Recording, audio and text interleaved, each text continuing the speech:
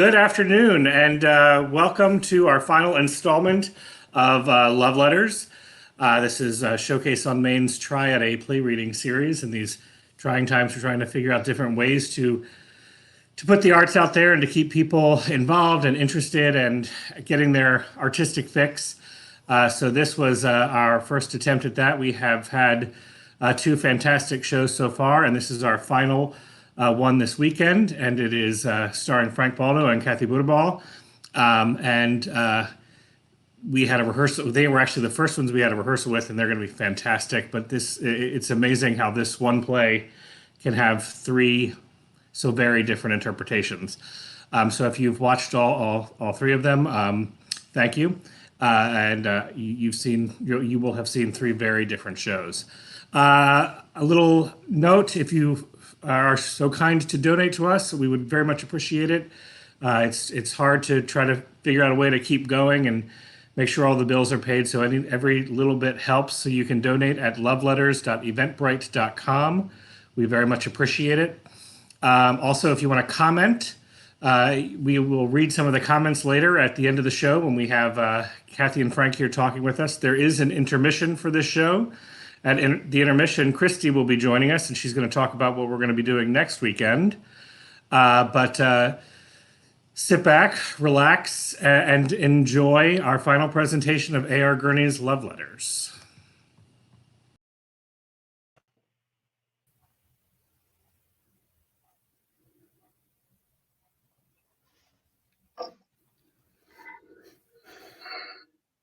Andrew Makepeace Ladd III accepts with pleasure the kind invitation of Mr. and Mrs. Gilbert Channing Gardner for a birthday party in honor of their daughter Melissa on April 19th, 1937 at 3:30. Dear Andy, thank you for the birthday present. I have a lot of Oz books, but not The Lost Princess of Oz. What made you give me that one? Sincerely yours, Melissa. I'm answering your letter about the book. When you came into second grade with that stuck-up nurse, you look like a lost princess. I don't believe what you wrote. I think my mother told your mother to get that book. I like the pictures more than the words. Now let's stop writing letters. I will make my L's taller than my D's. I will close up my A's and my O's.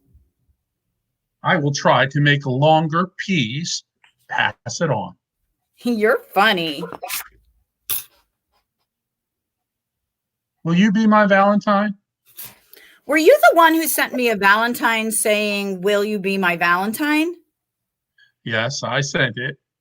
Then I will be, unless I have to kiss you.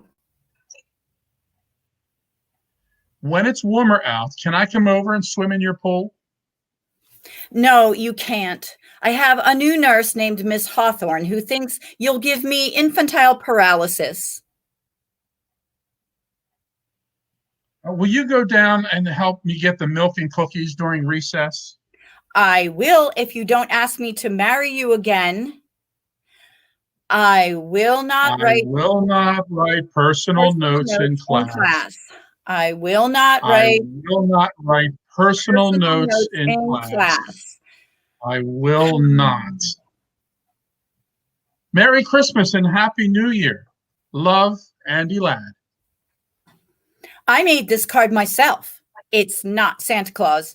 It's a kangaroo jumping over a glass of orange juice. Do you like it? I like you, Melissa. My mother says I have to apologize in writing. I apologize for sneaking into the girls' bathhouse while you were changing into your bathing suit. Tell Miss Hawthorne I apologize to her too.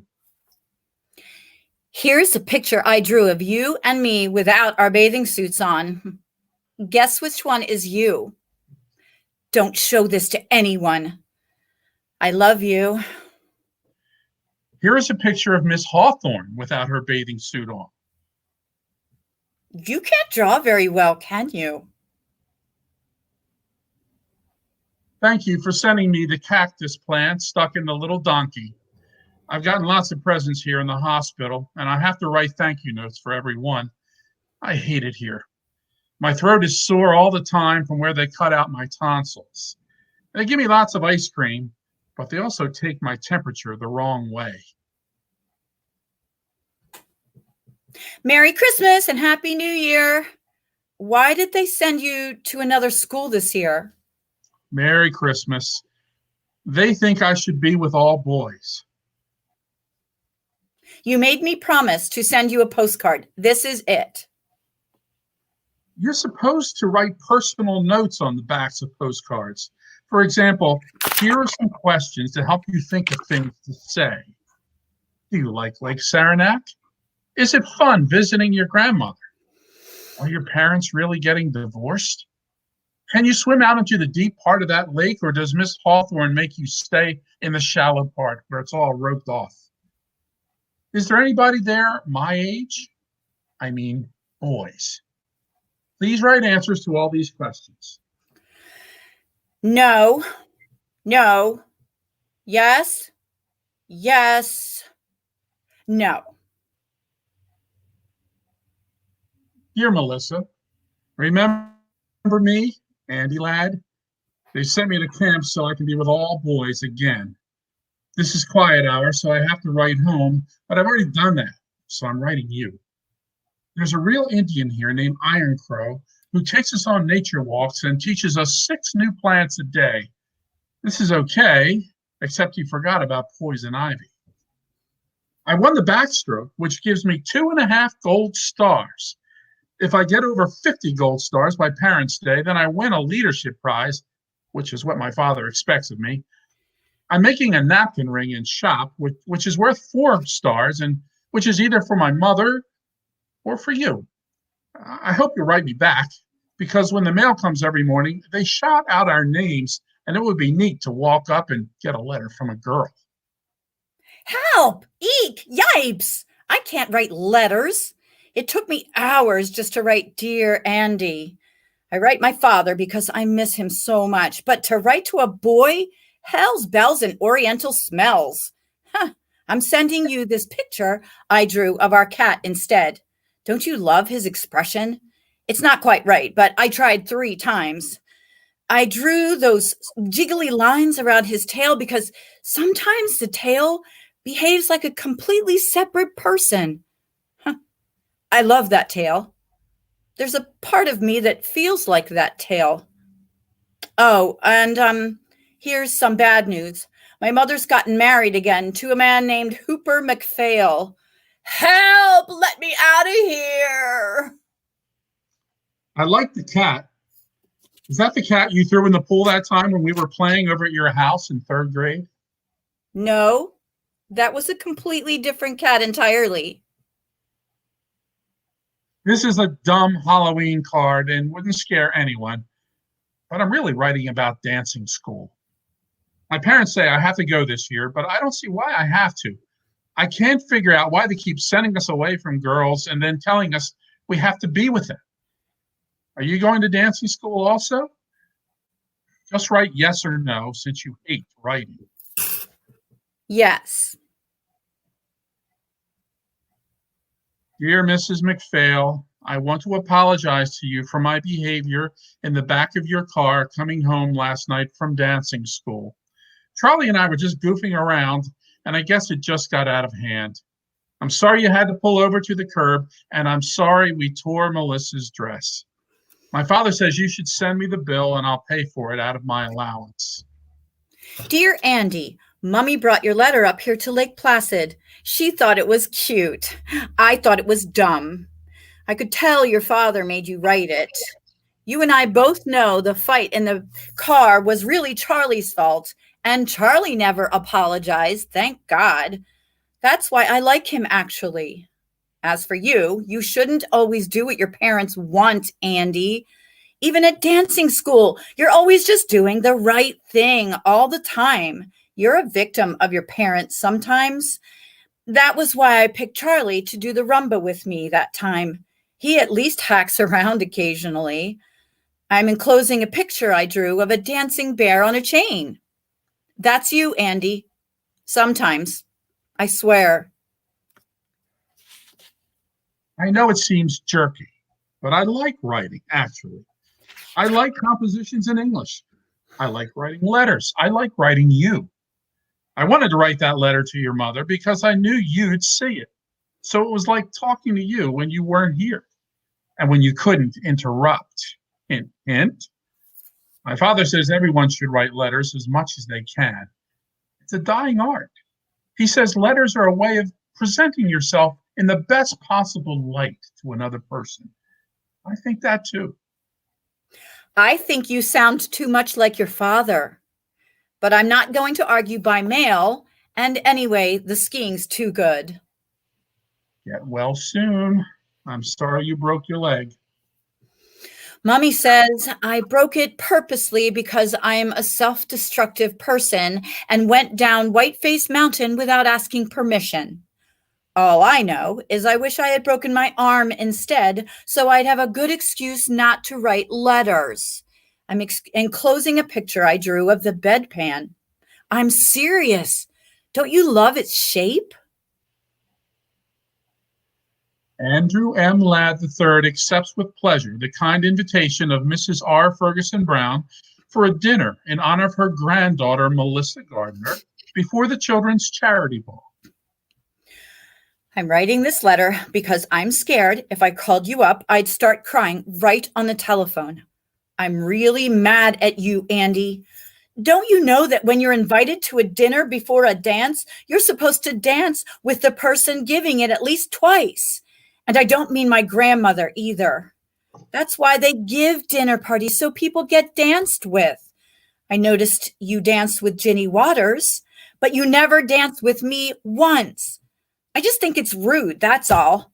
Straighten up and fly right, Andy. How do you expect to get anywhere in life if you're rude to women? Nuts to you, Andy, and that goes double on Sunday. I didn't dance with you because I've got a stretched groin. If you don't know what that means, look it up sometime. I was going to tell you in person, but I got embarrassed. I stretched it playing hockey last week. The only reason I dance with Ginny Waters is she takes tiny steps, but you always make me do those big spins, and we could have gotten in some serious trouble. I tried it out at home with my mother first, and it hurt like hell. That's why I didn't dance with you. I'm using a heating pad now. Maybe we can dance next week at the junior assemblies. I don't believe that hockey stuff. I think Ginny Waters stretched your groin. And next time you cut in, I'm going to stretch the other one. Huh? You obviously don't know what a groin is. Well, you obviously don't know what a joke is. Merry Christmas and Happy New Year. Guess what? I'm going to a psychiatrist now. My mother says it will do me a world of good. Ooh, don't tell anyone, though. It's supposed to be a big secret.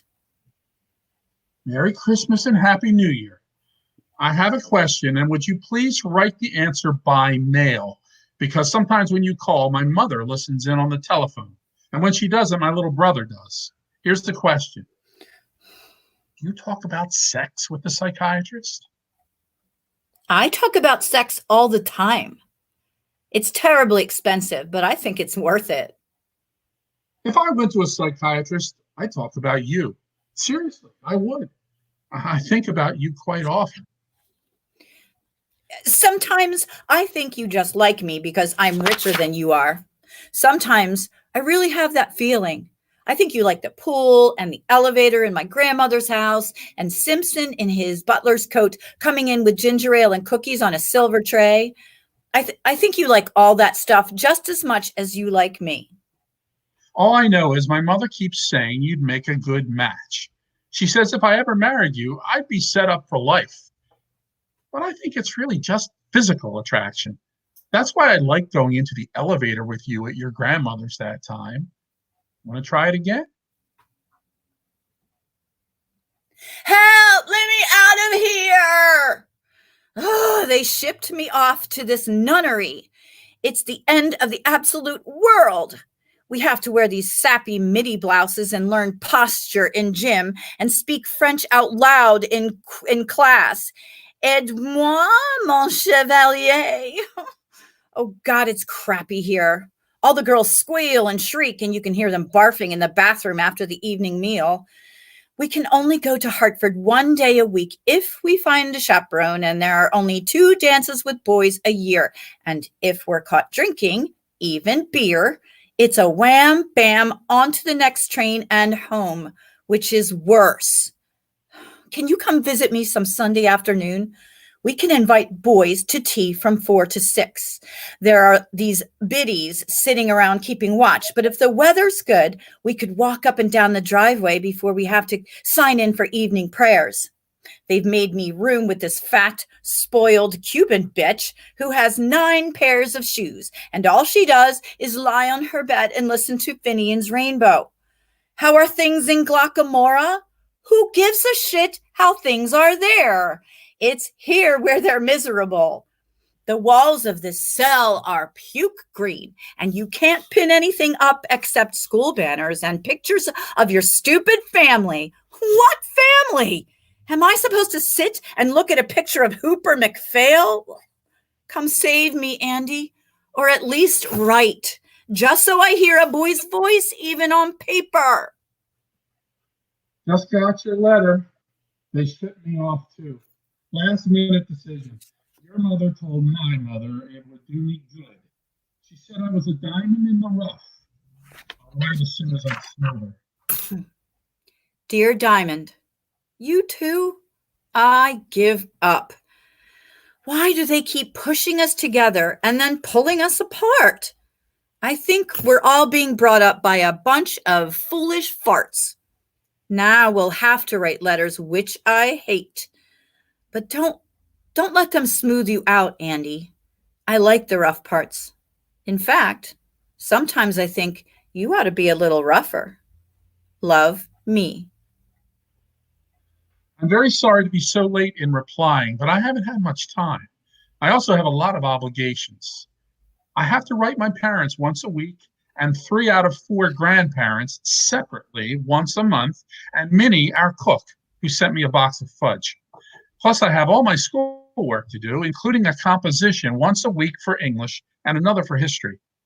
My grandmother gave me a new Parker 51 and some writing paper with my name on it as a going away present, but still, that's a lot of writing I have to do.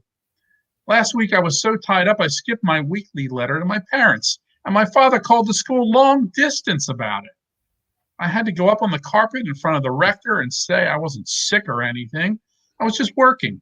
And so I had to write my parents 3 pages to make up for the week I missed. So that's why I haven't written till now. Woo. School's going well, I guess. In English, we're now finishing up Milton's Paradise Lost. In history, we're studying the causes and results of the 30 Years' War. I think the Catholics caused it. In Latin, we're translating Cicero's orations against Catiline. How long, O Catiline, will you abuse our patience? When I get home, I'm going to try that out on my little brother. In French, we have to sit and listen to Mr. Thatcher read out loud all the parts in Andromaca by Jean Racine. It's supposed to be a great masterpiece, but the class comes right after football practice, so it's a little hard to stay awake. In sacred studies, we have to compare and contrast all 4 gospels. It's hard to believe they're all talking about the same guy. In math, we're trying to factor with 2 unknowns. Sometimes I let X be me and Y be you, and you'd be amazed how it comes out. My grades are pretty good. They post your weekly average outside study hall, and last week I got 91.7 overall average. Not bad, huh? I got a letter from my grandfather telling me not to be first in my class because only the Jews are first. I wrote him and told him I wasn't first, but even if I was, there are no Jews here. We have a few Catholics, but they're not too smart, actually. I don't think you can be smart and Catholic at the same time. I was elected to the student council, and I'm arguing for 3 things. 1, I think we should have outside sports rather than just keeping them all intramural. I think it would be better to play with Exeter than just play with ourselves. 2, I think we should have more than 1 dance a year. I think female companionship can be healthy occasionally, even for younger boys. And 3, I think we should only have to go to chapel once on Sunday. I think it's important to pray to be a better guy and all that, but if you have to do it all day long, it can get quite boring. And if you get boring to yourself, think how boring you must be to God. I'm playing left tackle on the 13th, and I'll be playing hockey, of course, this winter. And I think I'll try rowing this spring since I always stank at baseball. Now I have to memorize the last 5 lines of Paradise Lost. Hold it. Back in a little while. There. That wasn't so hard. Maybe because it reminds me of you and me, sent away from home. I'll write it down for you. Some natural tears they dropped, but wiped them soon. The world was all before them, where to choose their place of rest, and Providence their guide. They, hand in hand, with wandering steps and slow, through Eden took their solitary way. There you are. I wrote that without looking at the book, and it's right, too, because I just checked it word by word. It's not so bad, is it? In fact, it sounds great if you recite it in the bathroom when no one is in the shower or taking a dump. Love, Andy. Thanks for your letter, which was a little too long. I guess you have a lot of interesting things to say, Andy, but some of them are not terribly interesting to me. I want to hear more about your feelings. For instance, here are my feelings. This place stinks, but I don't want to go back home either because Hooper McPhail stinks. And I haven't heard of another boarding school that doesn't stink, which means that life stinks in general. Those are my feelings for the week. Write soon. Love, me. One feeling I have almost all the time is that I miss my dog, Porgy. Remember him? Our black cocker who peed in the vestibule when you patted him when he came back to our house after the skating party? I miss him all the time. Some of the masters up here have dogs, and when I pat them, I miss Porgy even more. I dream about him. I wrote a composition about him for English called Will He Remember? And I got a 96 on it. It was about how I remember him, but will he remember me? I have a picture of him on my bureau right next to my parents. By the way, could I have your picture too? Here's a picture of me taken at the Hartford bus station. I was all set to run away and then decided not to. This is all you get until I get my braces off Christmas vacation. Don't look at my hair. I'm changing it. By the way, do you know a boy there named Spencer Willis? There's a girl here, Annie Abbott, who met him in Edgartown last summer and thinks he's cute. Would you ask him what he thinks of her? Spencer Willis says Annie Abbott is a potential nympho. I'm sorry to tell you this, but it's true.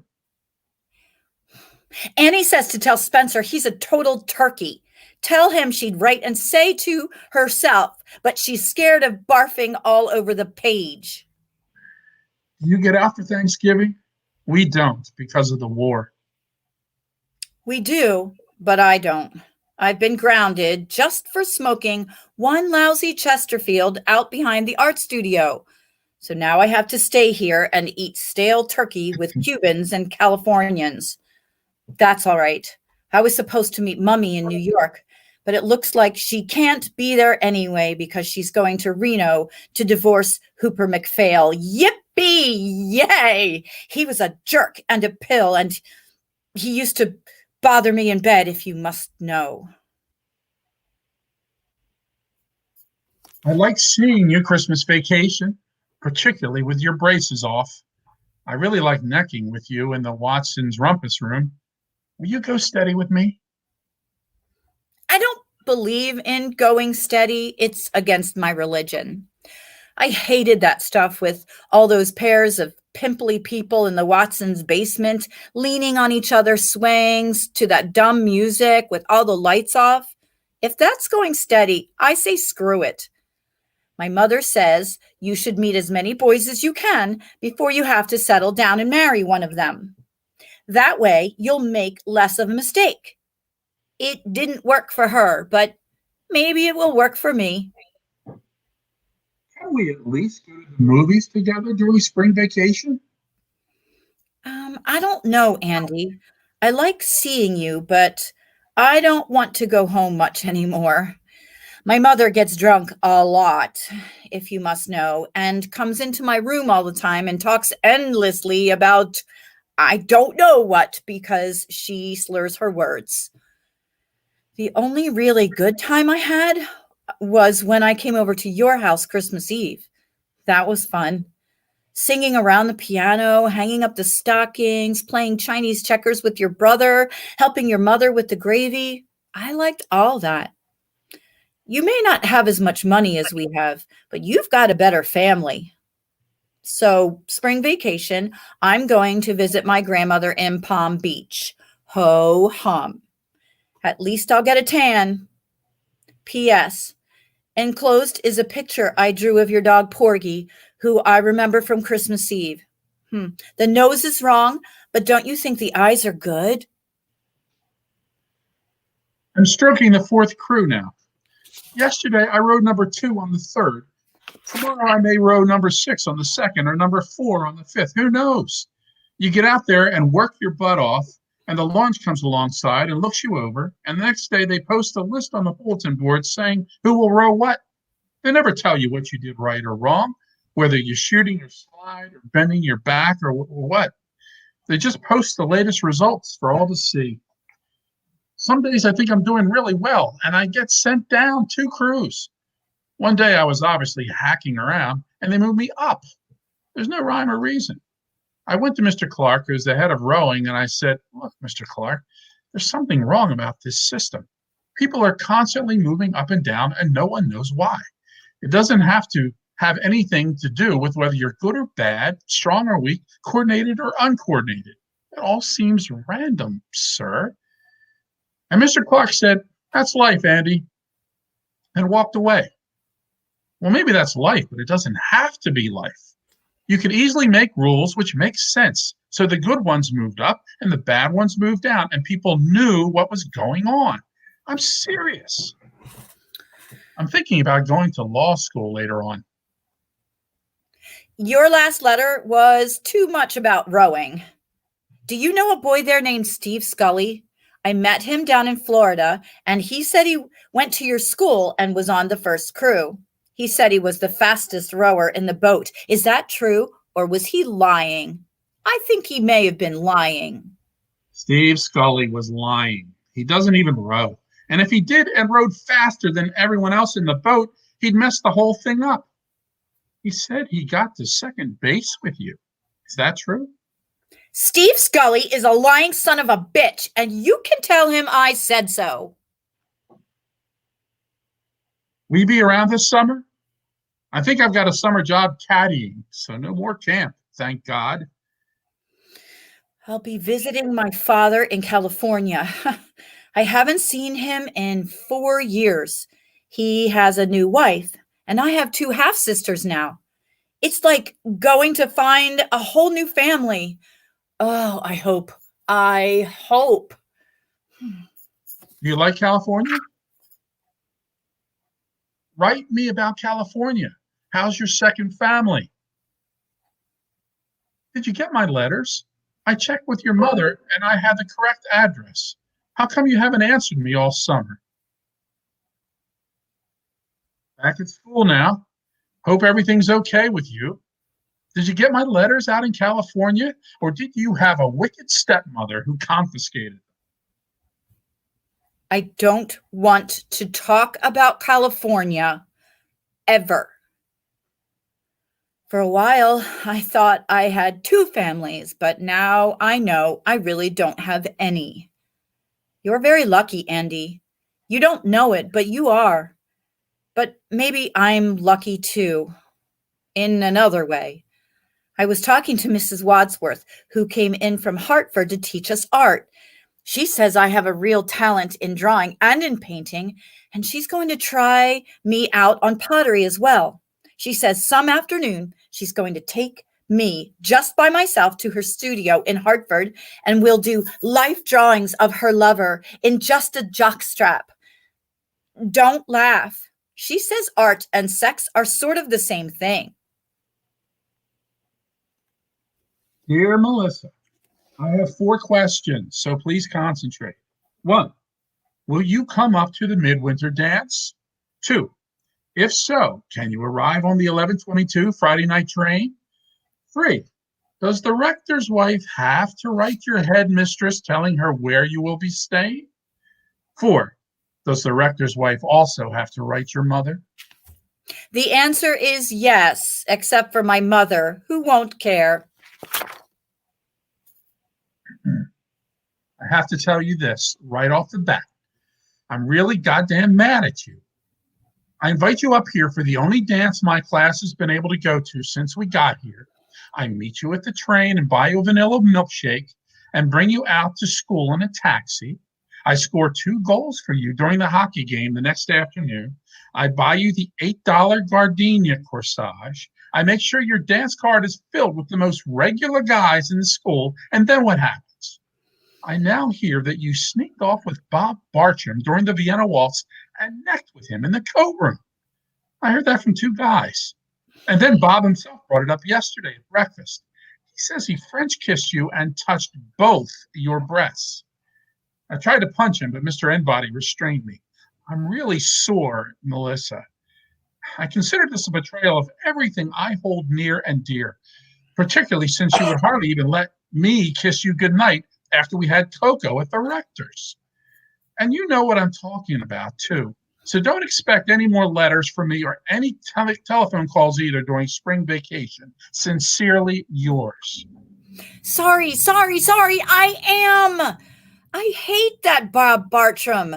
I hated him even when I necked with him. I know you won't believe that, but it's true. You can be attracted to someone you hate. Well, maybe you can't, but I can. So, all right, I necked with him, but he never touched my chest. And if he says he did, he should be strung up by his testicles. You tell him that for me at breakfast. Anyway, I got carried away, Andy, and I'm a stupid bitch, and I'm sorry. I felt so guilty about it that I didn't want to kiss you after the cocoa. And besides, Andy, gulp, or how do I say this? With you, it's different. You're like a friend to me. You're like a brother. I've never had a brother, and I don't have too many friends. So you're both, Andy. You're it. My mother says you must never say that to a man, but I'm saying it anyway, and it's true. Maybe if I didn't know you so well, maybe if I hadn't grown up with you, maybe if we hadn't written all those goddamn letters all the time, I could have kissed you the way I kissed Bob Bartram. Oh, but please, let's see each other spring vacation. Please. I count on you, Andy. I need you. I think sometimes I would go stark raving mad if I didn't have you to hold on to. I really think that sometimes. Much love. Happy Easter. I know no one sends Easter cards except for maids, but here's mine anyway, drawn with my own hot little hands. I drew those tears on that corny bunny on the left because it misses you so much. But now maybe I've made it all the cornier. Greetings from Palm Beach. Decided to visit my grandmother. Yawn, yawn. I'm a whiz at backgammon and gin rummy. Here you took Gretchen Lascelles to the Quo Vadis and to see Quo Vadis and sat in the loge and put your arm around her and smoked. Naughty, naughty. Back at school, but not for long, that's for sure. Caught nipping gin in the woods with Bubbles Harriman. Have to pack my trunk by tonight and be out by tomorrow. Mommy's frantically pulling strings all over the eastern seaboard for another school. Mrs. Wadsworth, my art teacher, thinks I should chuck it all and go to Italy and study art. What do you think? Oh, please, Andy, please, please write. I need your advice. Or are you too busy thinking about Gretchen Lascelles? To answer your question about Italy, I think you're too young to go. My mother said she had a roommate once who went to Italy in the summer, and the Italians pinched her all the time on the rear end. Mother says she became thoroughly overstimulated. So I think you should go to another school, graduate, go to college, and maybe after that, when you're more mature, you could go to Italy. That's my advice for what it's worth, which is probably not much the way things are going between you and me. Here I am at Emma Willard's Academy for Young Lesbians. Help! Let me out of here! Plus ka change, plus c'est le same shit. Are you coming straight home this June? Because I am. I want to see you. Or are you still in love with Gretchen Lascelles? For your information, I'm not taking Gretchen Lascelles out anymore. I brought her home after the pennies party, and my father caught us on the couch. He told me that he didn't care what kind of girls I took out as long as I didn't bring them around my mother, even though my mother was up in bed. Still, I guess Gretchen can be a little embarrassing to older people. I hope to see you in June then. Can't come home in June. Sorry. I have to go and be a counselor at the school camp for poor kids from the urban slums. I'm vice president of my class now, and I'm supposed to set an example of social responsibility all through July. I'll be writing you letters, though, and I hope you'll write me. I don't want to write letters all the time. I really don't. I want to see you. You just need more confidence in your letter writing ability. Sometimes you manage to attain a very vivid style. Won't you please just stop writing about writing and come home and go to the Campbell sports party before you go up to that stupid camp? Please. I behave better when you're around. In person, please. Greetings from New Hampshire. This card shows the town we're near, where we sneak in and buy beer. We're cleaning the place up now and putting out the boat docks and caulking the canoes because the kids arrive tomorrow. Gotta go, right soon. I miss you. I really wish you would come to the Campbell sports party. Dear Melissa, Sandy McCarthy arrived from home for the second shift here at camp, and he told me all about the Campbell sports party. He said you wore a two-piece bathing suit and ran around goosing girls and pushing boys into the pool. Do you enjoy that sort of crap? He said the other girls were furious at you. Do you want the respect of other women? Sandy also said you let Bucky Zeller put a tennis ball into your cleavage. Are you a nympho or what? Don't you ever like just sitting down somewhere and making conversation? Sandy says you're turning into a hot box. Do you like having that reputation? Hell, I thought there was a difference between you and Gretchen Lascelles. Maybe I was wrong. Don't you care about anything in this world except hacking around? Don't you feel any obligation to help the poor people, for example? Sometimes I think your big problem is you're so rich you don't have enough to do. So you start playing grab ass with people. I'm sorry to say these things, but what Sandy told me made me slightly disgusted, frankly. I wrote you a letter for New Hampshire. Did you receive it? Are you there, or are you visiting your grandmother, or what? Are you sore at me? I'll bet you're sore at me. I'm sorry. I apologize. I'm a stuffy bastard sometimes, aren't I? Hell with you then. Ooh, big, tough Andy using four-letter words like hell. Screw you. Don't you wish you could? Everyone else seems to be. Don't believe everything you read in the papers. Dear Andrew Makepeace Lad the Turd, I just want you to know you hurt me very much. I just want you to know that. Now let's just leave each other alone for a while. All right? All right.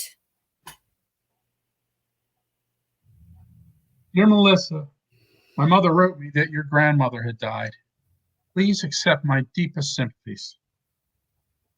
Thank you for your note about my grandmother. I loved her a lot, even though she could be a little boring. Congratulations on getting into Briarcliff. I hear it's great. Thank you for your note about Briarcliff. It's not great, and you know it. In fact, it's a total pit. But it's close to New York, and I can take the train in and take drawing at the Institute 3 days a week. And in 2 years, if I stick it out, Mummy's promised that I can go live in Florence. I hope you like Yale. Would you consider coming to the Yale Dartmouth game Saturday, October 28th? I'll be there.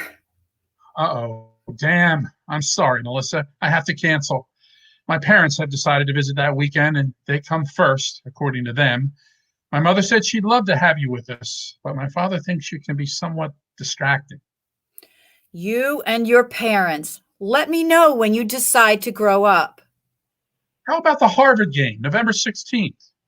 Do you plan to grow up at the Harvard game? Give me a chance. I might surprise you.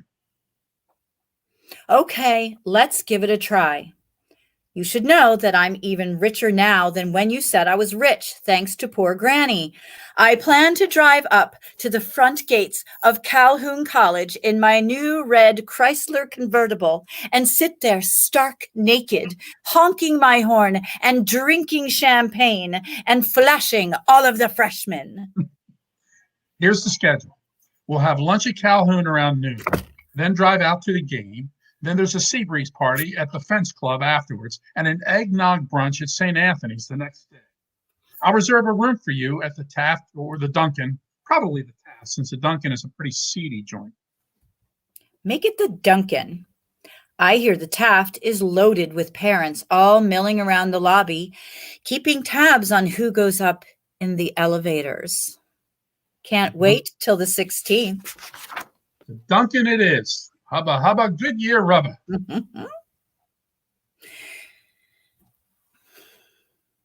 Dear Andy, this is supposed to be a thank you note for the Yale-Harvard weekend, but I don't feel like writing one, and I think you know why. Love, Melissa. Dear Melissa, I keep thinking about the weekend. I can't get it off of my mind. It wasn't much good, was it? I don't mean just the Duncan. I mean the whole thing. We didn't really click, did we? I always had the sense that you were looking over my shoulder, looking for someone else, and ditto with me. Both of us seemed to be expecting something different from what was there. As for the Hotel Duncan, I don't know. Maybe I had too many sea breezes. Maybe you did. But what I think is that there were too many people in that hotel room. Besides you and me, it seemed my mother was there egging us on, and my father shaking his head, and your mother zonked out on the couch, and Miss Hawthorne and your grandmother sitting on the sidelines watching us like hawks. Anyway, I was a dud. I admit it. I'm sorry. I went to the infirmary on Monday and talked to the doctor about it, and he said these things happen all the time, particularly when there's lots of pressure involved. The woman doesn't have to worry about it so much, but the man does. Anyway, it didn't happen with Gretchen LaSalle. You can write her and ask her if you want. You know what I think is wrong? These letters, these goddamn letters. That's what's wrong with us, in my humble opinion. I know you more from your letters than I do in person. Maybe that's why I was looking over your shoulder. I was looking for the person who's been in these letters all these years. Or for the person who's not in these letters. I don't know. All I know is you're not quite the same when I see you, Andy. You're really not. I'm not saying that you're a jerk in person. I'm not saying that at all. I'm just saying that this letter writing has messed us up. It's a bad habit. It's made us seem like people we're not. So maybe what was wrong was that there were two people missing in the Hotel Duncan that night, namely the real you and the real me. Whatever the matter is, we're in real trouble, you and I. That I realize. So now what do we do about it? Maybe we should just concentrate on dancing together. Then we can still hold each other and move together and get very subtly sexy with each other and not have to deliver the goods all the time. It if you know what I mean. Come to think of it, maybe that's why they sent us to dancing school in the first place. Maybe that's why dancing was invented. At least we should stop writing letters for a while. You could start telephoning me, actually. Here is our dorm number, Wilson 12486. I hate talking to you on the telephone. Yours is in the hall and ours is right by the college dining room. People are always coming and going and making cracks. Telephoning is not letter writing at all. I called the telephone company and they've put a private phone in my room. Rogers 22403. It's sort of expensive, but at least we can talk. The reason I'm writing is because your phone's always busy, or else ours is. And I can't afford a private line. Maybe we should just start writing letters again. Ugh, no letters, please. Now order that telephone. I'll lend you the dough. Just think about it. You can talk back and forth and hear someone's real voice and get to know someone in life rather than on writing paper, for God's sake. Now get that phone, please. I'm writing because when I telephoned, you just hung up on me. One thing about letters, you can't hang up on them. You can tear up letters, though. Enclosed are the pieces. Send them to Angela Atkinson at Sarah Lawrence. What the hell is the matter? I hear you're now writing long letters twice a week to Angela Atkinson. That's what's the matter. Okay, here goes. The reason I'm writing Angie Atkinson is because I just don't think I can stop writing letters, particularly to girls. As I told you before, in some ways, I feel most alive when I'm holed up in some corner writing things down. I pick up a pen and almost immediately everything seems to take shape around me. I love to write. I love writing my parents because then I become the ideal son. I love writing essays for English because then I'm for a short while a true scholar. I love writing letters to the newspaper, notes to my friends, Christmas cards, anything where I have to put down words. I love writing you most of all. I always have. I feel like a true lover when I'm writing you. This letter, which I'm writing with my own hand, with my own pen, in my own penmanship, comes from me and no one else, and is a present of myself to you. It's not typewritten, although I've learned how to type. There's no copy of it, although I suppose I could use a carbon. And it's not a telephone call, which is dead as soon as it is over.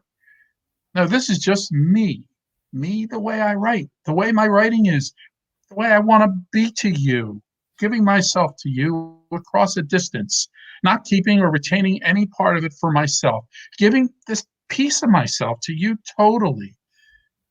And you can tear me up and throw me out or keep me and read me today, tomorrow, anytime you want until you die. Oh, boy, Andy. Love, Melissa. No, I meant what I wrote in my last letter. I've thought about it. I've thought about all those dumb things which were done to us when we were young. We had absent parents, slapping nurses, stupid rules, obsolete schooling, empty rituals, hopelessly confusing sexual customs. Oh my God, when I think about it now, it's almost unbelievable. It's a fantasy. It's like back in the Oz books, the way we grew up. But they gave us an out in the land of Oz. They made us write. Make us write particularly well, and they didn't always give us important things to write about, but they did make us sit down and organize our thoughts and convey those thoughts on paper as clearly as we could to another person. Thank God for that. That saved us. Or at least it saved me. So I have to keep writing letters. If I can't write them to you, I have to write them to someone else. I don't think I could ever stop writing completely. Now, can I come up and see you next weekend? Or better yet, won't you please escape from that suburban Sing Sing and come down here and see me? I wrote my way into this problem, and God damn it, I'm writing my way out. I'll make another reservation at the Hotel Duncan, and I promise I'll put down my pen and give you a better time. Dear Andy, guess what? Right while I was in the middle of reading your letter, Jack Duffield telephoned from Amherst and asked me for a weekend up there. So I said yes, before I got to the part where you asked me. Sorry, sweetie, but it looks like the telephone wins in the end. Dear Melissa, somehow I don't think this is the end. It could be, but I don't really think it is. At least I hope it isn't. Love, Andy.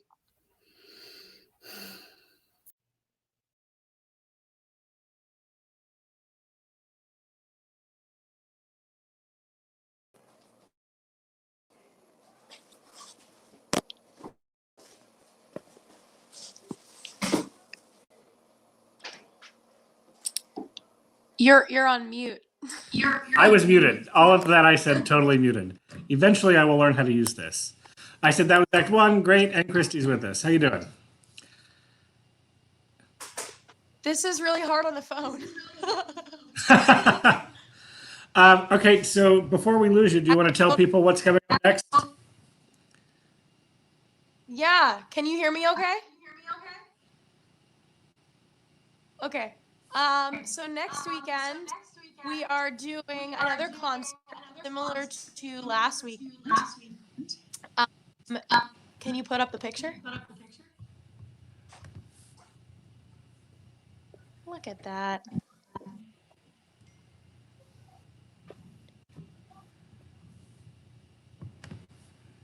Cool. So the theme is coming back home. We're all stuck at home. So all of these amazing performers who have gone on to other places. Some of them were on tour, some of them were on Broadway, others went off to college, and they're all home now in this quarantine. And so we're going to have them on show next weekend. They'll be in here to sing for us, talk to us, update us on what they've been doing. And I'm super excited to see them again. So it'll be super fun. So join us next weekend. I won't be on my phone because that's a pain. And yeah, Love Letters is great. Nice job, Kathy and Frank. Yeah, they're doing great. Also, if you want to consider donating, again, that is scanning down at the bottom, scrolling's the word. Loveletters.eventbrite.com. We would very much appreciate any donation you can make. And let's take a look. We've got some comments here. Hey, Say's here. Hi, Say. Yay! Kristen Oles. I don't know who that is, but hello. Thank you for joining us. Bo White. Thanks, Christine Lee, for doing this. And to the actors who did it, thanks. Thank you, Bo. I think you've watched a couple of these at least. So thanks for being a supporter and thanks for joining us. Genevieve. Hello, Genevieve. How are you? Nice to see you. Thank you for joining us. And Scarborough, again, that's a much better picture than what he had yesterday. That's great. And Say says hi back. All right. Well, without further ado, I think we'll get ready to go to Act 2. Again, if you want to donate, loveletters.eventbrite.com. Yeah. Anything else you want to say, Christy? No, thanks for joining us and enjoy the second half. All right. See you later.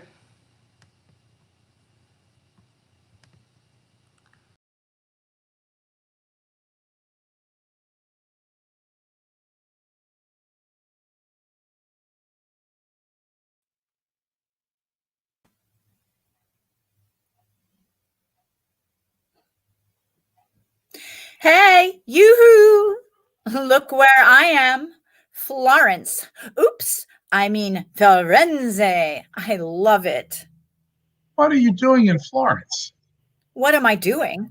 I'm painting, among other things.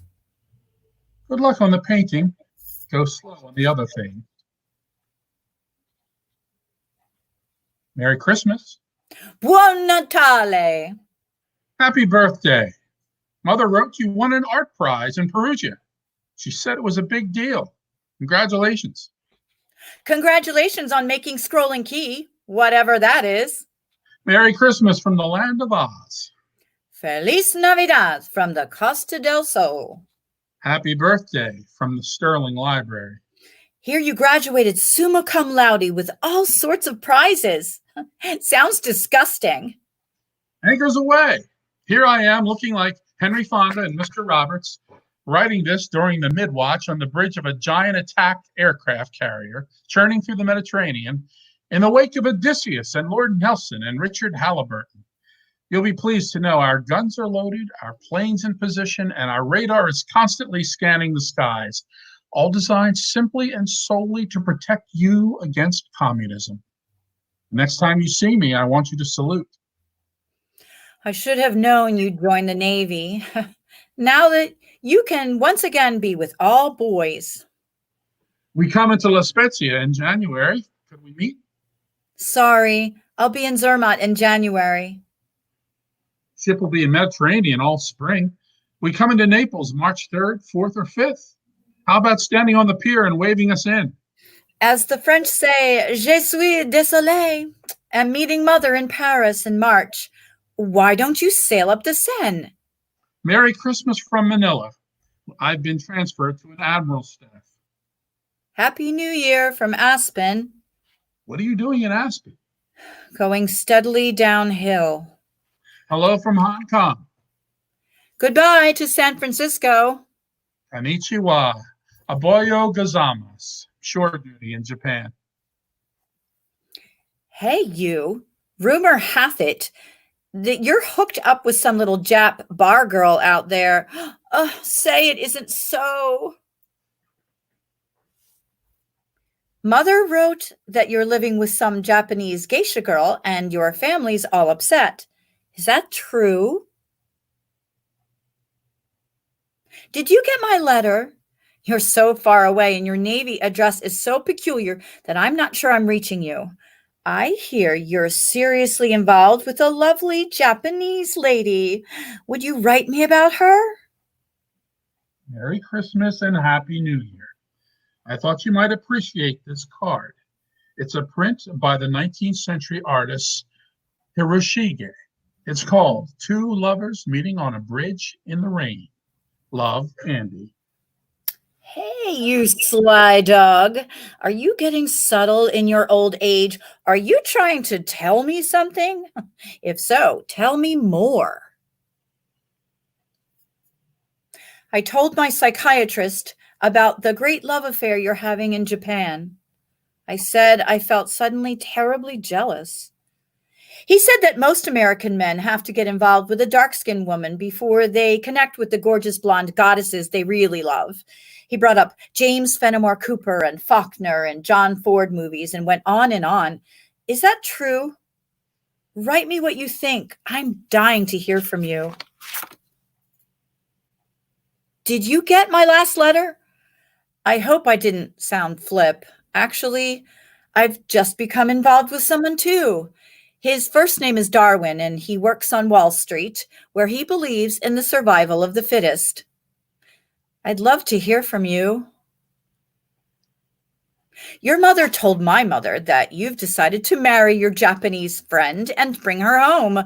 Oh, no. Gasp, sob, sigh. Say it isn't so. I've decided to marry Darwin. He doesn't know it yet, but he will. Won't you at least wish me luck? Lieutenant Junior Grade Andrew M. Ladd III regrets that he is unable to accept the kind invitation. Dear Andy, thank you for the lovely Japanese bowl. I'll put flowers in it when you come to visit us. If you come to visit us, and if you bring flowers. Maybe you'll just bring your Japanese war bride and we can all sit around and discuss Rashomon. I know you'll like Darwin. When he laughs, it's like Pinocchio turning into a donkey. We're living in a carriage house in New Canaan, close to the train station, and I've got a studio all my own. P.S. Won't you please write me about your big romance? Mother says your parents won't even talk about it anymore. Dear Melissa, I'm writing to tell you this. Outside of you, and I mean outside of you, this was probably the most important thing that ever happened to me. And I mean was, because it's over, it's gone, and I'm coming home. And that's all I ever want to say about it ever again. Mr. and Mrs. Darwin H. Cobb announced the birth of their daughter, Francesca. Many congratulations on the baby. Harvard Law School yet? Are you getting all stuffy and self-important? As you know, I've always liked to write letters. I decided I might do better trying to write laws, which, after all, are the letters that civilization writes to itself. Yes, you are getting all stuffy and self-important. Come and have a drink with us sometime. We're right on the way to New York, and sooner or later, everyone comes to New York. Read the New York Times account of your show in Stamford. Sounds like you were causing a series of seismic shocks up and down the Merritt Parkway. Don't joke about my work. There's more than what they said in your goddamn Bible, the New York Times. Enclosed, see what other critics said. Notice they think I'm good. I am too. Or could be, if I could only focus. Sorry. I know you're good. I've always known it. Here you made law review, whatever that means. I assume you review laws. I wish you'd review some of the marriage laws. Just a quick note. Are you in any trouble? I don't understand your last note. We're fine. All fine. Everyone's fine.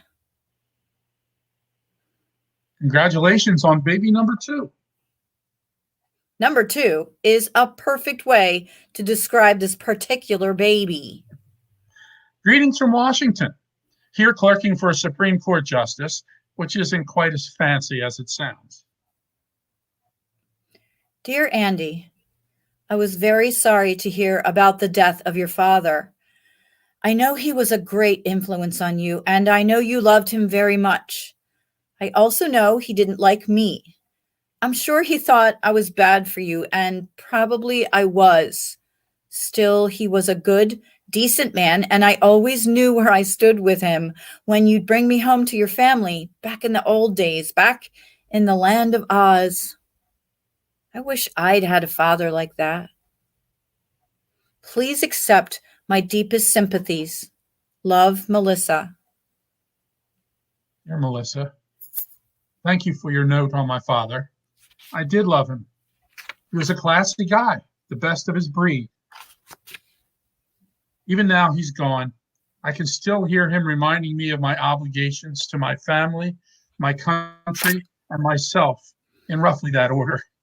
All my life, he taught me that those born to privilege have special respect, which is, I suppose, why I came home alone from Japan, why I chose the law, and why I'll probably enter politics at some level, sometime on down the line. Thanks for writing. Love, Andy. Merry Christmas. I'm enclosing a snapshot Mother took of me and the girls. Don't I look domestic? Stop looking at my hair. By the way, you'll notice you know who is not in the picture. Thanks for the Christmas card. Are you in trouble? Greetings from Reno. Could I stop by Washington on the way back east? Let me know when you're coming. You can meet Jane. Jane? I'm going out with a great girl named Jane. Melissa Gardner Cobb regrets that she will be unable to accept the kind invitation of... Dear Melissa, I had to add my 2 cents worth to Jane's thank you note for the wedding present. Guess who was jealously peeking over my shoulder to make sure this isn't a love letter. First of all, thanks for the present, whatever it was. Ah, a tray.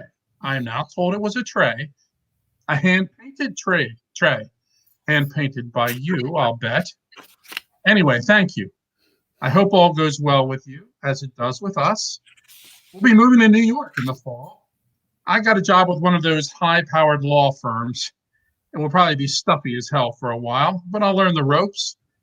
Besides, it's in my home state, and it might be a good jumping off place for something political a little way down the line. We both want you to come to dinner once we're settled in. And don't say you never come to New York. Sooner or later, everyone comes to New York, as someone once wrote me long, long ago. Merry Christmas from us to you. Where are you these days? Happy birthday. See, even a married man never forgets. Get well soon. Mother wrote that you had some difficulty. I hope it's not serious, and by now you're feeling fine. I can't remember exactly what 1 dozen red roses are supposed to say, but here they are, and I hope they say, cheer up. Hey, I sent you some flowers a while back. Did you receive them? Are you all right? Dear Andy, yes, I'm all right. Yes, I got your flowers. Yes, I'm fine. No, actually, I'm not fine. And they tell me I've got to stop running around saying I am. I'm here at this posh joint outside Boston, drying out for $150 a day. One of my problems is that I got slightly too dependent on the Kickapoo Joy Juice, a habit which they tell me I picked up during the party days back in our town. Another is that I slide into these terrible lows.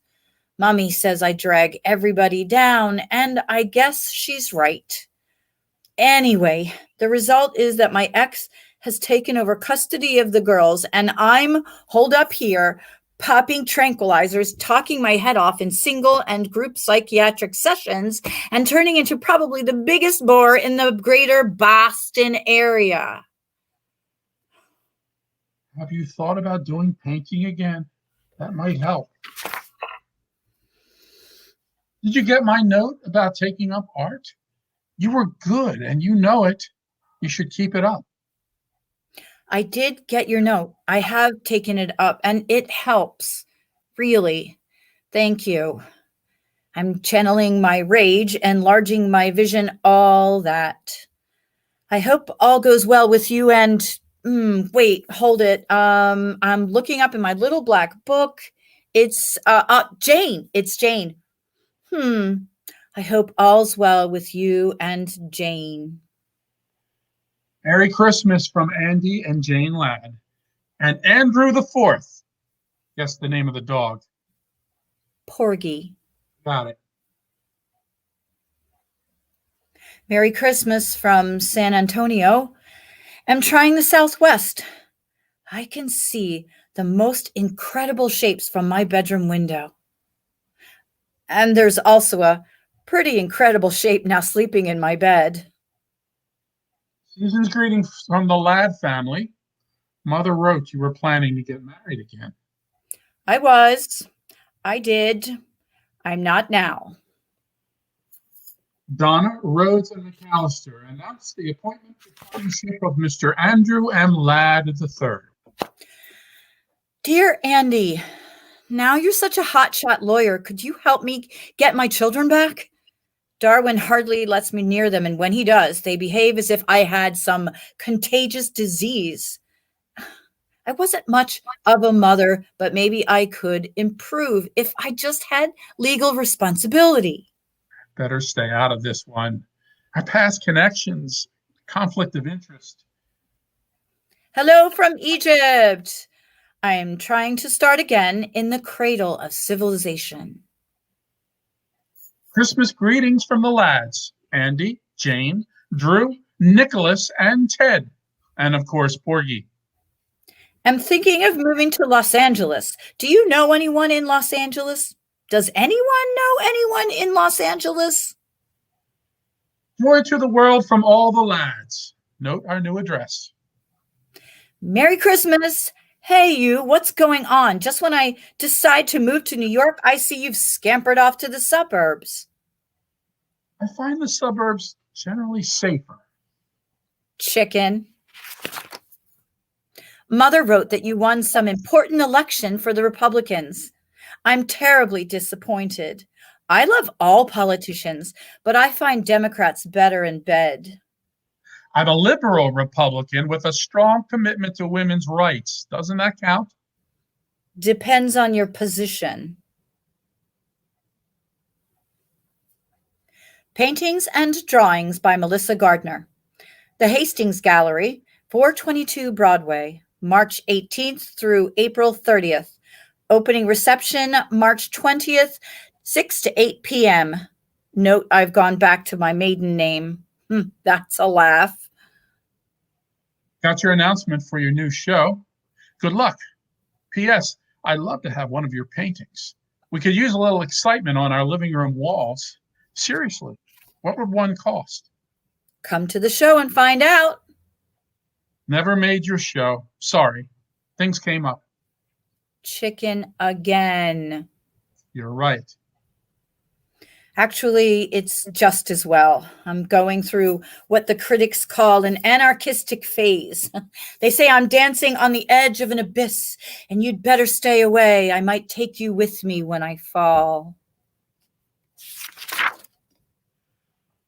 Dear friends, Jane tells me it's about time I took a crack at the annual Christmas letter. So here goes. Let's start at the top with our quarterback, Jane herself, who never ceases to amaze us all. Not only has she continued to be a superb mother to our three sons, but she has also managed to commute into the city and hold down a part-time job in the gift shop at the Metropolitan Museum of Art. Furthermore, she is now well on her way to completing a full-fledged master's degree in arts administration at SUNY Purchase. More power to Jane, so say we all. We are also proud of the three boys. Young Drew was soccer captain at Exeter last fall, and he hopes to go on to Yale. Nicholas, our rebel in residence, has become a computer genius in high school and has already received several tantalizing offers for summer jobs from local electronics firms. We all know that it's tougher to place our youngsters in meaningful summer employment than to get them into Harvard. So we're very proud of how far Nick has come. Ted, our last but in no way our least, now plays the clarinet in the school band at Dickinson Country Day. Since Jane and I are barely capable of singing You Are My Sunshine without going disastrously flat, when we hear him produce his dulcet sounds, we look at each other in a wild surmise. We recently bought the family summer place for my brother and sister and hope to spend as much time as we can there, gardening, relaxing, and as the boys say, generally vegging out. Jane and I have become killers on the tennis court and hereby challenge all comers. If any of our friends are in the Adirondack area this summer, we expect telephone calls, we expect visits, we expect elaborate house presents. I've enjoyed very much serving on the state legislature. We've proposed and written a number of bills, and we've won some and lost some. All my life I've had the wish to do something in the way of public service, and it has been a great pleasure to put that wish into practice. For those of my friends who have urged me to seek higher office, let me simply say that I have more than enough challenges right here where I am. Jane and the boys join me in wishing each and all of you a happy holiday season. Dear Andy, if I ever get another one of those drippy Xeroxed Christmas letters from you, I think I'll invite myself out to your ducky little house for dinner. And when you're all sitting there eating terribly healthy food and discussing terribly important things and generally congratulating yourselves on all your accomplishments, I think I'll stand up on my chair and turn around and moon the whole fucking family. You're right. It was a smug, dumb letter, and I apologize for it. Jane normally writes it, and it sounds better when she does. I always felt better writing to just one person at a time, such as to you. I guess what I was really saying is that as far as my family is concerned, we're all managing to hold our heads above water in this tricky world. Jane and I have had our problems, but we're comfortable with each other now. And the boys, for the moment, are out of trouble. Nikki seems to be off drugs now, and Ted is getting help on his stammer. Porky Jr., my old cocker, died, and I miss him too much to get a replacement. I'm thinking of running for the Senate next fall if O'Hara retires. What do you think? I'd really like your opinion. If you decide to answer this, you might write care of my office address. Jane has a slight tendency towards melodrama, particularly after she got a hold of your last little note. The Senate yet? I should have known. Oh, Andy, just think. Once again, you can be all with all boys. Oh, hell, go for it if you want. You'll be an image of righteousness and rectitude in our God-forsaken land. Or maybe it's just me that's God-forsaken these days. The Honorable Andrew M. Ladd III wishes to express his thanks for your generous donation to his senatorial campaign. You sent too much, Melissa. You didn't need to. Greetings from Silver Hill. Slight regression in the liquor department. They say it's in the genes. Lord knows my mother has the problem, and my father too, in the end. Anyway, I'm working on it. Darwin is being a real shit about the girls. He's cut down on my visitation rights. So when you get to Washington, I want you to write a special law against vindictive ex-husbands, banishing them to Lower Slobovia forever and ever. Amen. Season's greetings from Senator and Mrs. Andrew M. Ladd and family. Season's greetings indeed. Is that all you can say to me after 40 years? I'm warning you, Andy. Keep that shit up, and I swear I will come down and moon the whole Senate. Sorry, my staff sent that out. Merry Christmas, old friend. How are you? Where are you these days? Living in New York. Alone for a change. But the big question is, who am I these days? That's the toughie. I keep thinking about that strange old world we grew up in. How did it manage to produce you and me, a stalwart, upright servant of the people, and a boozed-out, cynical, lascivious old broad? The best and the worst, that's us. Be so tough on yourself. Get back to your art. I'll try. Merry Christmas, Happy New Year, and much love. Much love? Much love? God, Andy, how sexy. Remember how much that meant in our preppy days? If it was just love, you were out in the cold. And if it was all my love, you were hemmed in for a life. But much love meant that things could go either way. Remember? Merry Christmas and love from us all. Saw you on 60 Minutes. You looked fabulous. And that was a great little pep talk in the Senate on our responsibilities to Latin America. But don't forget to keep your eye on the ball. Thanks for your card. What ball? The ball is that money doesn't solve everything. It helps, but not as much as people think. Take it from one who knows. That's the ball. Merry Christmas and love. What are you up to these days? I'm trying to work with clay. Remember that kind of clay we used in Mrs. Mickler's art class in 4th grade? That old gray stuff? We called it plasticine. I'm trying to work with that. I'm making cats, dogs. I even made a kangaroo jumping over a glass of orange juice. Remember that? I'm trying to get back to some of those old feelings I had back in the homeland. I have to find feelings, any feelings, otherwise I'm dead. Come down and help me search. I have a studio down in Soho, and we could, we could at least have dinner and talk about old times, couldn't we, Senator Ladd? P.S. Did you know that my mother got married again at the age of 82 to my father's brother yet? So now you have to call her Mrs. Gardner again, just like the old days. The wheel seems to be coming around full circle. Hint, hint. A quick note on the way to the airport. When you write, put attention Mrs. Walpole on the envelope. She's my private secretary. I've alerted her and she'll pass your letters directly on to me. Otherwise, the whole office staff seems to get a peek in haste. I'm having a show opening January 28th through February 25th. Won't you come? I'd love to have you see what I've been up to. Maybe it will ring a few old bells. Can't make it. I'll be on an official visit to the Philippines most of February, and then a week spring skiing at Stowe with the boys. Good luck. How did the show go?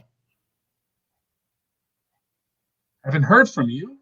Tell me about the show. I want to hear from you. Please.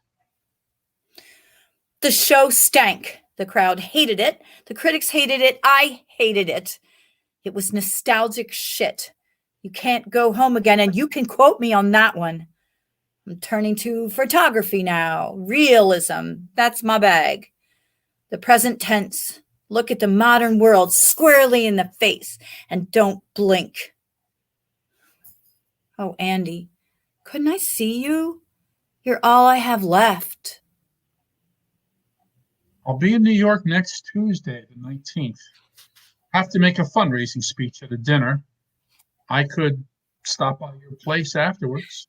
I'll be there all evening. Red roses. This time I think I know what they mean. All I know is that after last night, I want to see you again. Any chance of other fundraisers coming up in the near future? Mrs. Walpole, are you there? Are you delivering the mail? I'm sorry I've taken so long to reply. I've been upstate mending a few fences and then to Zurich for a 3-day economic conference and then a weekend with Jane, mending a few fences there. Darling, I have to ask you not to telephone the office. Every call has to be logged in, and most of them get screened by these overeager college interns who like to rush back to Cambridge and New Haven and announce to their classmates in political science that Senator Ladd is shacking up on the side. The phones simply aren't secure. At long last, the letter beats out the telephone, my love. And guess what? I'm writing this with my old Parker 51 my grandmother gave me when I was sent away to school. I found it in the back of my bureau drawer with my scroll and key pin and my Lieutenant J.G. bars from the Navy and the Zippo lighter you gave me at some dance. The pen didn't even work at first. I had to clean it out and then traipse all over Washington looking for a store which still sells a bottle of ink. Anyway, it feels good holding this thing again.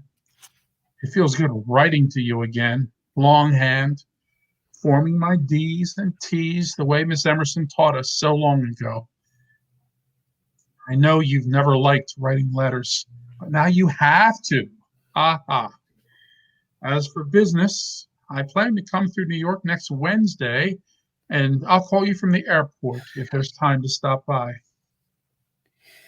Sweetheart, I loved seeing you again. Come again.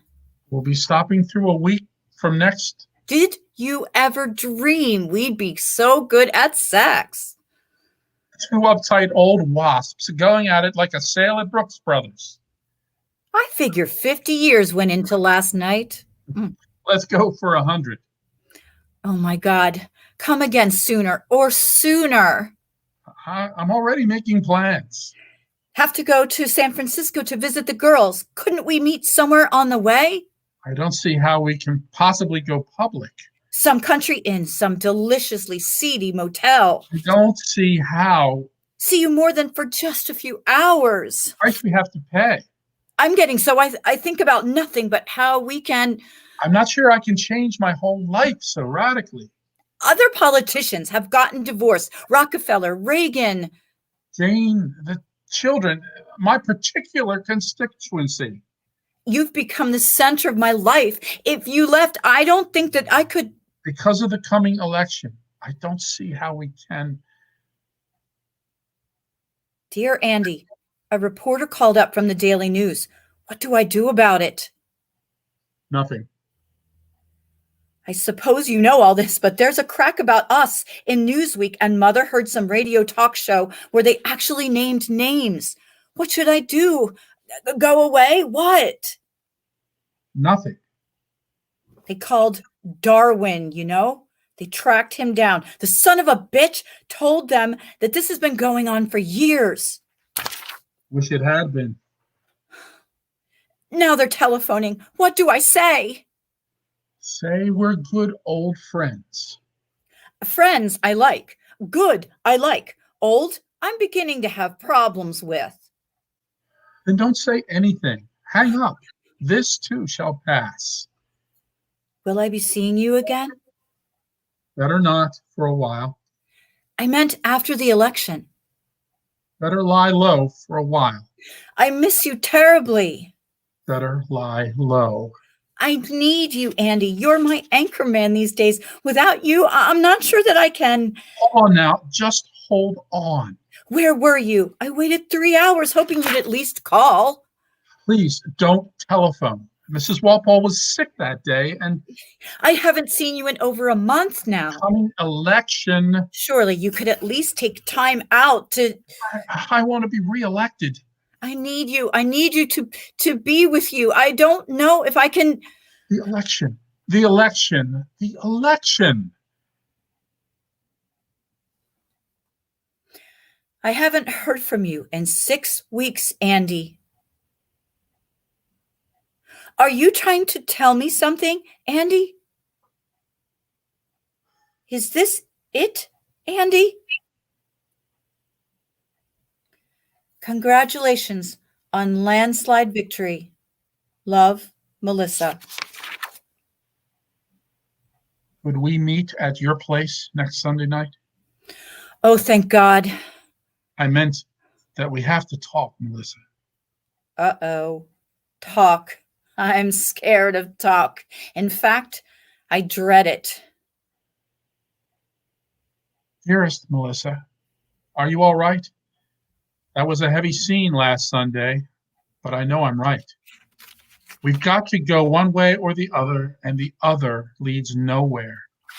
I know I sound like a stuffy prick, but I do feel I have a responsibility to Jane and the boys, and now, after the election, to my constituency, which had enough faith and trust in me to vote me back despite all that crap in the newspapers. And it wouldn't work with us anyway in the long run, sweetheart. We're too old. We're carrying too much baggage on our backs. We'd last about a week if we got married. But we can still write letters, darling. We can always do that. Letters are still our strength and our salvation. Mrs. Walpole is still with us, and there's no reason why we can't continue to keep in touch with each other in this wonderful old way. I count on your letters, darling. I always have, and I hope you will count on mine. Are you there? I keep putting please forward on the envelopes, but who knows? Now I've even resorted to the telephone, but all I get is your damn machine.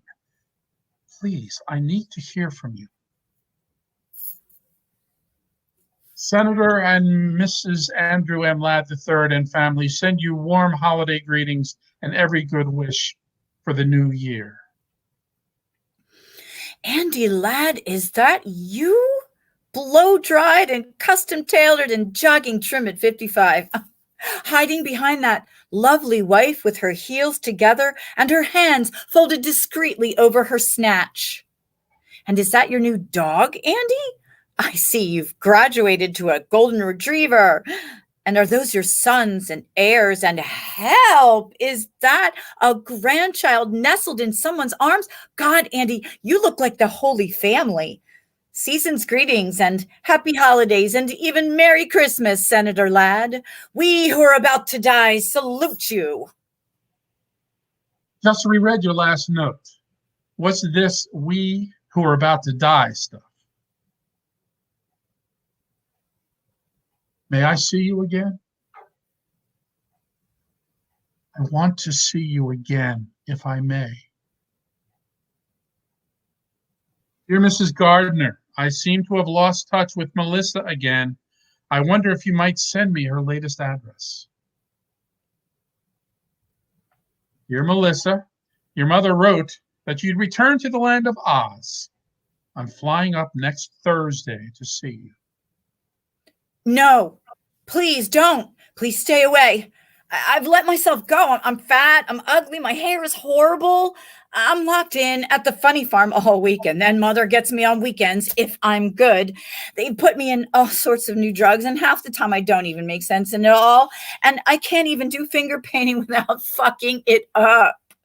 My girls won't even talk to me on the telephone now. They say I may upset them too much. Oh, I've made a mess of things, Andy. I've made a total ghastly mess. I don't like life anymore. I hate it.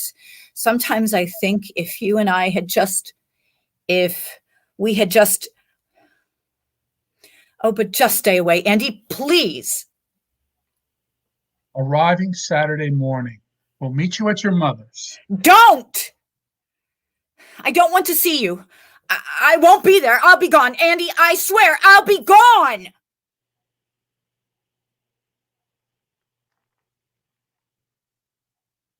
Dear Mrs. Gardner, I think the first letter I ever wrote was to you, accepting an invitation for Melissa's birthday party. Now I'm writing you again about her death. I want to say a few things on paper I couldn't say at her funeral, both when I spoke and when you and I talked afterward. As you may know, Melissa and I managed to keep in touch with each other most of our lives, primarily through letters. Even now, as I write this letter to you, I feel I'm writing it also to her. You're in your element now, Andy. We had a complicated relationship, she and I, all our lives. We went in very different directions. But somehow, over all these years, I think we managed to give something to each other. Melissa expressed all the dangerous and rebellious feelings I never dared admit to. Now he tells me? And I like to think I gave her some sense of balance. Balance? Oh, hell, I give up. Have it your way, Andy. Balance. Most of the things I did in life, I did with her partly in mind. And if I said or did an inauthentic thing, I could almost hear her groaning over my shoulder. Now she's gone, and I really don't know how I'll get along without her. You'll survive, Andy. I have a wonderful wife, fine children, and a place in the world I feel proud of. But the death of Melissa suddenly leaves a huge gap in my life. Oh, now, Andy. The thought of never again being able to write to her, to connect to her, to get some signal back from her fills me with an emptiness which is hard to describe. Now, Andy, stop. I don't think there are many men in this world who have had the benefit of such a friendship with such a woman. But it was more than friendship, too. I know now that I loved her. I loved her even from the day I met her, when she walked into second grade, looking like the lost princess of Oz. Oh, Andy, please. I can't bear it. I don't think I've ever loved anyone the way I loved her. And I know I never will again. She was at the heart of my life, and already I miss her desperately. I just wanted to say this to you and to her. Sincerely, Andy Ladd. Thank you, Andy.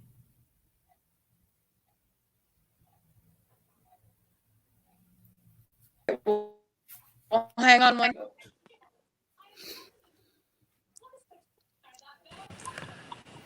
There. Congratulations. That was great. That was awesome.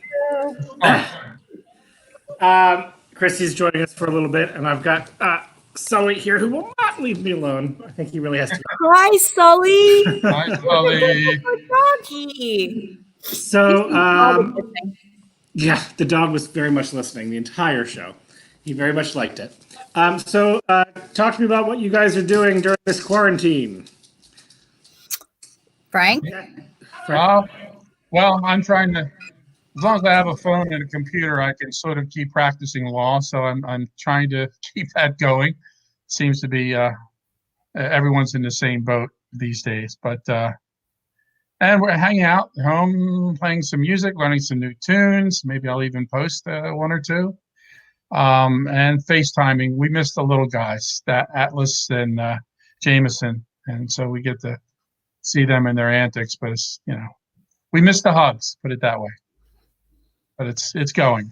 Sure. Cass? I am the sole employee of a theater, and so we wrote away to the governor's task force and said, so there are certain things that she really needs to come into the office, and they wrote back yes. So there are things I need to do in the office, so I'm lucky that I only work here by myself, and unless I give myself something, we're probably good. And ditto with the family. I have 4 kids and 7 3/4, 7 7/8 grandkids. So when we get on a Zoom meeting, it's kind of like the same as when we're in person, but everyone's sort of, talking. It's craziness and it's wonderful. So yeah, and I'm just keeping busy. When you're a really, really busy person, you go like, I wish I had some time. You're like, okay, God, like, I didn't mean this. This is not what I meant. But Yeah, it's certainly been a very interesting time. And I'm glad that we can figure out ways to still keep doing theater, even if it is virtually. So thank you all for being a part of this first tryst into play reading virtually. we had a tryst. We had a tryst. Also, thanks to Max Redman, Tori Healy, Lance Bankard, and Melanie Bishop for doing this as well. Remember to donate to loveletters.eventbrite.com. And it is Eventbrite, Brite. Dave Scarborough spelled it correctly and then couldn't get to the website. So he texted me, he was like, I can't figure it out. So Dave has impeccable grammar, and it screwed him a little this time. So EVENTBRITE, eventbrite.com. Thank you all very much, and don't forget next week. Let me find it here. Chrissy goes, What is she saying? she went, as soon as you said next week. Yeah, next week. There's no place like home. Wow. A vast array of friends, local friends that have gone off to New York and tours and done fantastic things, and now they're all stuck at home just like you and I. So I asked them to come and sing a few songs for us. And that's not the complete list. There will be some other special guests. So be sure to tune in next weekend, Friday at 8:00. It's gonna be a hell of a show. So thank you all. Thanks for supporting the arts, and we'll see you next week. All right. Thank you. Happy Sunday. Happy Sunday. Bye.